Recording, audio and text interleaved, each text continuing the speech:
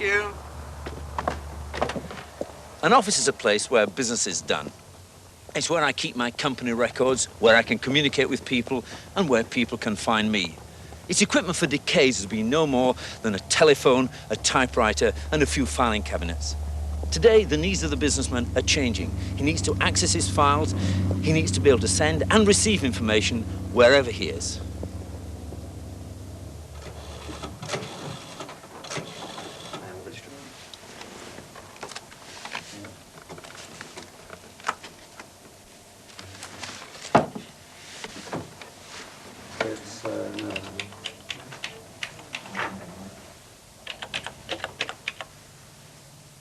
Even whilst I was on the plane, I could be typing messages into this microcomputer. And by connecting it to a telephone, I could send those messages to my office, or for that matter, to anyone else who's connected into the electronic mail system. The point is, there doesn't have to be anybody there to answer the telephone. This machine is connected into a central computer where the messages are stored until they are read. I can also have messages sent to me into this machine, and then I can read them off at my leisure. And of course, I can connect this system into my central computer where all the information needed to run my company is stored. This means that with a microcomputer like this, my office is wherever I can get access to a telephone. This series takes a look at what's become known as the electronic office, what it is, what it's going to be, and where it's going to lead us. Paper is still the favourite medium for storing information, and even for shipping it around. Although it's familiar and easy to use, paper's expensive and cumbersome, and extracting information from a pile of it is difficult and time-consuming. The electronic office isn't really about eliminating paper. Amid the click of keyboards and the isolation of computer screens, there's still plenty of it about.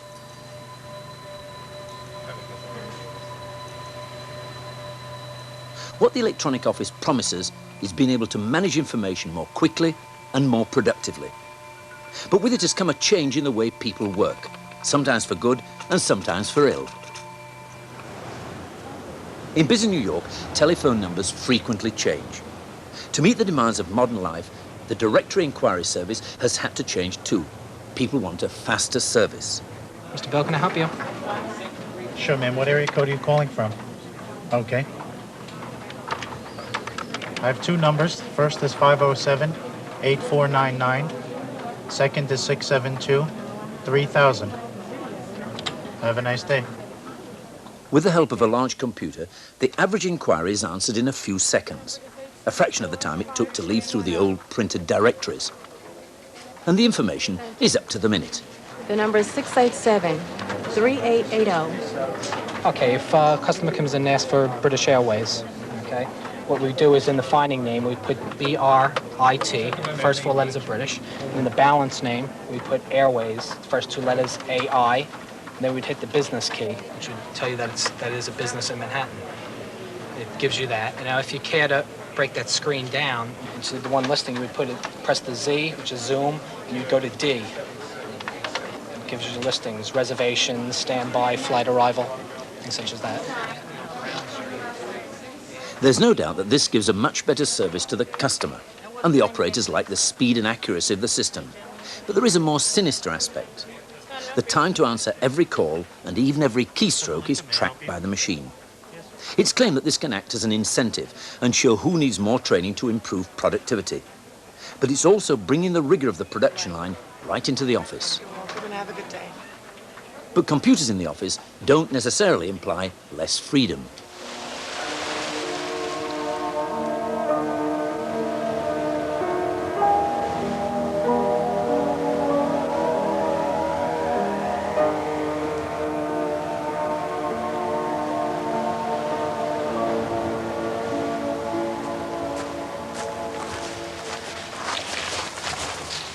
Sussex Windsurfing, like many small businesses, prefer to serve their customers rather than push paper around. But they still have to work out their hiring charges for surfboards, calculate their bills, and keep track of what they have in stock. For that, they use a computer. It's one of the cheapest micros on the market. Details of sales are periodically dumped onto an ordinary cassette tape and then analysed by the machine and printed out each night so that they know how well they're doing. Right, have you got what you want? Yeah, that's gig, please. Oh, super. OK, I'll just key that in. They wrote the software themselves. Comes up 1, And there's just the highest from this morning. 15, 48. Allow 20 minutes for changing. Is there anything else you want? That's 22, 19 altogether. Oh, one more thing, if you can give Details of their relatively small range of stock can be called up quickly. It's the ability of computers to store and organise information and to give access to it quickly that makes them invaluable for business. And they've been used by companies almost since the day they were invented. Electronic brains. Science fiction stuff? No. It's Britain's first computer exhibition at London's Olympia. The machines that take the toil out of totting up figures. 30 years ago, computers were held in great awe and understood by few people. In goes the information, then going full blast, this all-steel office can cope with all the details of a 112,000-man payroll in 2.5 days. The girls just punch a few buttons that get the machine's memory working from tapes buried deep inside it, and out come the answers. This machine was about the power of today's cheap business microcomputer that you could buy off the shelf with a payroll program already written. And even then, they had their frivolous uses.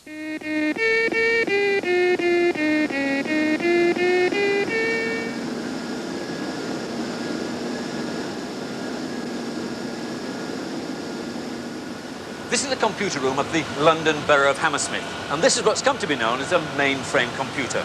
It can store a vast amount of information, either on these magnetic tape units here or on these magnetic discs. And over there is a powerful mainframe processor that runs the programs. Well, this sort of machine has been serving us very well for the last 20 years or so, doing very routine, regular tasks. It sends out your rates demands, it keeps a check of who's paid their council house rents, and it does a weekly payroll and a monthly salary, and so on.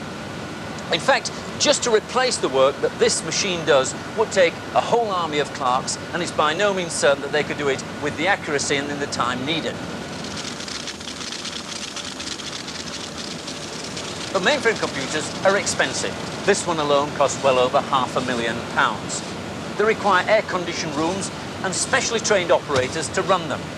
They become isolated from the main office and kind of in their own way rather self-important. They became what was known as fortress data processing, trying to keep everybody out. But many people wanted to get access to these computers and actually use them. But they were just as likely to be fed with the story, well, we can't give you any time now, we're processing the dustman's payroll. And if that's delayed, the dustmen don't get paid, they'll go on strike, garbage won't get collected, and you'll be responsible. So what did these users do? If they couldn't use the mainframe, they simply said, well, I'm going to buy one of my own. And that's what hundreds of thousands of businessmen have done. There are over 250 manufacturers to choose from, over 10,000 application packages, and 100 magazines to read each month. Not surprisingly, with high expectations, there's been some disappointment at what they can do. But standing on their own, they're really only capable of dealing with information that you've actually typed into them yourself. And the real secret is this.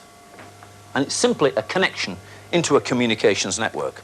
And once you've made that connection, you have access to a mainframe computer, you can communicate with other micros, and their uses are almost limitless. But having a microcomputer is fairly pointless unless it makes you more effective at the job you're actually doing. Working in an office is really about communicating with people. You phone them up, you have meetings with them, you talk and discuss your problems with them. But it's also about communicating with information, the sort of data that you need to run your job properly. There are two types of work. One is relatively unstructured, the sort of work an executive or a manager will be doing, making decisions. The other type of work is much more structured. It's sort of work a clerk or a secretary will be doing. It's very routine, it's very predictable what it's going to be. And it's in this area in the past that computers have been used most. Like any large company, Seagas is constantly recruiting staff, each advertisement producing a flood of applicants. The process of acknowledging applications, arranging interviews, drawing up lists, and notifying the candidates amounts to a chain of about 15 highly defined steps, which often make use of the same information. Using traditional methods, this is repetitive, labour-intensive, and costly. Now that Seagas has switched to a computerised system, the basic information need only be entered into the computer once and can then be retrieved to be used in different ways. For example, these job specifications are those which will appear in the final letter to the successful candidate. And the name and address of this applicant, besides being needed for every letter that's sent to her, are also used for the interviewer's documents. The details of applicants who already work for Seagas are in the system already and don't have to be re-entered. Mercifully, the computer isn't used to sift applicants by their qualifications, though it could do this. All decisions on who to interview and who gets the job are made by the manager. Once the job has been filled, the data automatically forms part of the record in the main personnel database. All this means that one person in the personnel department can now process information which previously required a number of people. So more responsibility for the individual, but of course, fewer jobs. When it comes to unstructured work, the sort of work a manager might be doing, he needs support in two areas. One is in helping him make better decisions, and the other one in helping him communicate with people. Well, we're all aware of the amount of information you can get out of computers, and it seems to be approaching infinity. And it never seems to get any less, even though they print it on both sides. Well, some managers love it, and some managers say they'd never do without it. But there are some managers who like to see the information coming out in graphic form, and they have simple line graphs like this, or even full colour. But this gives you the same problem, that you end up with all this paper. You don't know where to file it, where to store it, and who's going to store it for you. So another solution is using your micro, and you can produce charts like this and then flip through them. It's live, it's current, up-to-date information held on your mainframe. And of course, there's no problem about storing or retrieving that data whenever you want to use it. But when you're communicating with people, we used a little microcomputer earlier on, and it's very useful, but it does rely upon everybody else having a similar sort of device. At the present moment, very few people are using electronic mail, so it's relatively limited. If I use the ordinary telephone, 70% of the time I phone someone up, they're not there. I leave a message, they ring me back, and 70% of the time, I'm not there. But there are solutions beginning to emerge to this problem. Computers are used to handling text messages from a keyboard. But a new technique being introduced by a number of equipment suppliers is digital voice mail. Teresa, it's Steve. I've got a quick panic on. I'd like to see Tina and Roy before 4:30 tomorrow afternoon. Subject matter, PC. A message on the screen tells you that voicemail is waiting for you. Teresa, it's Steve. I've got a quick panic on, and I'd like to see Tina and Roy before 4:30 tomorrow. The computer here is only acting as a distribution system for recorded messages. It has no understanding of the words they contain. The next logical step is for the computer to read out text messages to you down the telephone line using a synthesized voice. At IBM's laboratories in San Jose, California, they're working on this as part of a general-purpose office workstation that can be used for a lot of different tasks all at once. For example, a manager may want to move from looking at the results of a financial spreadsheet to receiving messages in a completely unstructured way. I tend to be interrupted quite a lot. My day is divided into pieces, and even at any one moment, I'm doing a couple things in my head or getting phone calls and talking to someone at the same time. And a computer is a really good way of keeping track of all of that. We've built a workstation which allows you to carry on a number of office tasks concurrently and to rapidly switch from one task to the other. As an illustration of that, one of the things I often would like to do is read the electronic mail that may have arrived. And I like to be able to do that without leaving the context of, for example, my spreadsheet task. And so the 9 to 5 supports a mode whereby you can sort of switch your context very quickly over, for example, to an electronic mail application. The way we do this is to use a text-to-audio synthesizer, and in this demonstration we have the ability then to take this text and feed it to the synthesizer, where in the future it could be put out onto a phone line. It would sound about like this. To Bob from Pat. Can we get together for lunch today? How about 12 o'clock at the new French restaurant on St. John Street on the corner? Let's suppose I had an appointment at the same time, and therefore I need to make a phone call to rearrange my schedule. One way I can do that is to quickly switch over to another of the windows on my 9 to 5 and ask the 9 to 5 to dial the number. It will therefore do that because it has the number stored in its internal directory. IBM Research, Tony Ruiz speaking. Hi, Tony, this is Bob. I'm demonstrating that the 9 to 5 can make phone calls using the speakerphone and therefore can be intermixed with other activities without having to leave the main context of your work. Is the demonstration coming along fine? Seems to be going fine. Okay. Thank you. Bye-bye. Bye. The next step will be to integrate those pieces to work together so that I can, for example, attach a voice message onto a document, have that document sent away to my manager who works for me, and have him receive that, listen to the message as it's playing out while he sees the document on the screen. And he might not even be in this city. He might be 10,000 miles away. And that's the kind of technology that we're working towards. Until recently, few organizations have been able to afford the investment in advanced office automation. So mature systems are hard to find. But Automated Intelligence, a company in Florida, have over the past 5 years put terminals onto most of their employees' desks and linked them to a central computer through a local network. They design and manufacture robots so that engineers were already familiar with computers. And this was important in getting them accepted for other tasks. The tool is the same as we've always been doing tool. An arm has a tool. Each arm has its input. Over the years, the electronic system has changed the way they work in several ways. At meetings, the last person to arrive types the minutes straight into the computer using a word processor, an interesting new discipline. These minutes are then available to anyone using the electronic mail system who is authorized. One secretary now handles the typing for 40 engineers, mostly letters to outside the company. Although she's plenty of other things to do, Betty has to type even fewer of these. Now if I do 2 or 3 in 2 or 3 weeks, it would be a change. And even our email system has taken care of an awful lot of that typing. Most formal communications between employees, reports, internal memos and minutes are done by electronic mail. Messages will be dealt with first thing in the morning, then after lunch, leaving the rest of the day clear for more productive work. Although the office is open plan, there's an uncanny absence of ringing telephones. Electronic mail has changed the way I've worked in a couple of specific situations. One is where people are located in a different time zone than I am. For instance, our English office is a very good example. There are very few hours in the day where I can call them or they can call me and our timing overlaps. And when I do call them, they're never there. They're out making sales calls, which they're supposed to be.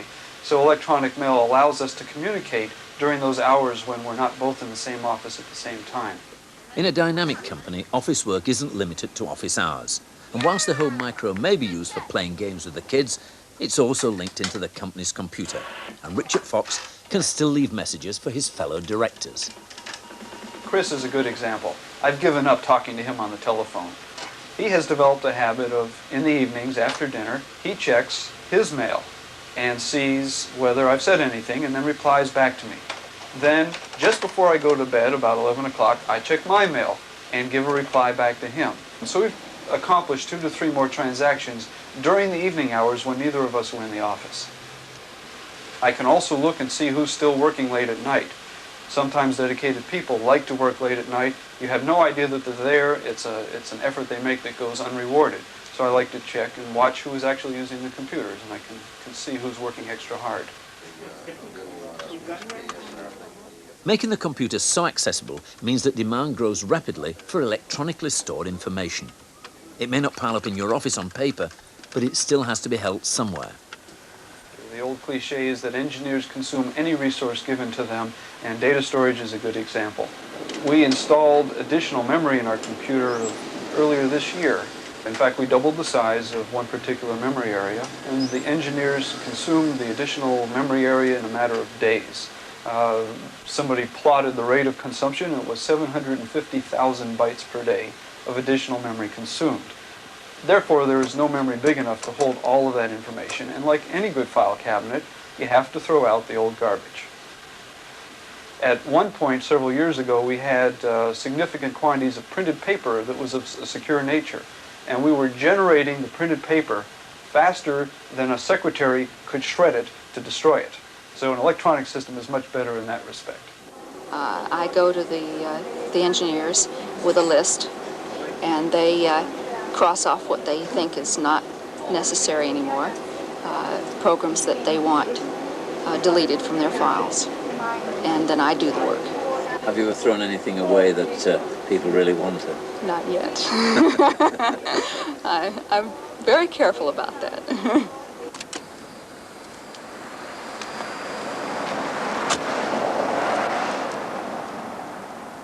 As those files build up, design specifications, customer records, accounts, and invaluable computer programs, the company is creating one of its most valuable tangible assets, data.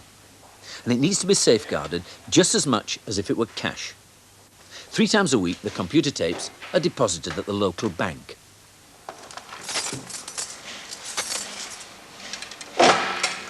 That happen on the screen? Sure. Go through a couple of pages. There seems to be no resistance to using the keyboard from any level in the company, managers included. Not only do the engineers have to type, but the technicians have to type, and the draftsmen have to type also. And the management have to type. And the management has to type. We have put a CRT on everybody's desk, and if they don't use it, they don't know what's going on. There was some initial surprise at doing that, but the basic result has been, even if it's one finger poking, people now type. So it's accept the system or be left out of things. It was said that when Henry Ford lost faith in a manager, he would take the roof off his office to give him the idea that he wasn't wanted. Today, he would only have to take away his terminal. We're in a situation now where there's nothing you can say about computers which is, on the face of it, implausible. If I was to tell you that Bell Labs has a chip which has a gigabits of memory on it, and it also has a laser printer which does 7 million lines a minute, it's not implausible. So we will underestimate the pace at which this technology will change. We overestimate the pace at which social change occurs. And 5 years ago, everyone was talking about the cashless society. It hasn't occurred. The same with the paperless office. One finds, in fact, that word processing generates more paper rather than less because one always works with clean copy. One makes a few changes and runs off another perfect copy. I think the real issue, this is very important, is can a worker adapt the technology to his or her own interests, modes of operation, or must it be the other way around? Do we fit the people to the machines or the machines to the people? The electronic office, properly applied, clearly can benefit the productivity of the organization, and in many cases enhance the jobs, career opportunities, and just general sense of self-esteem of workers. Or it can do absolutely the opposite.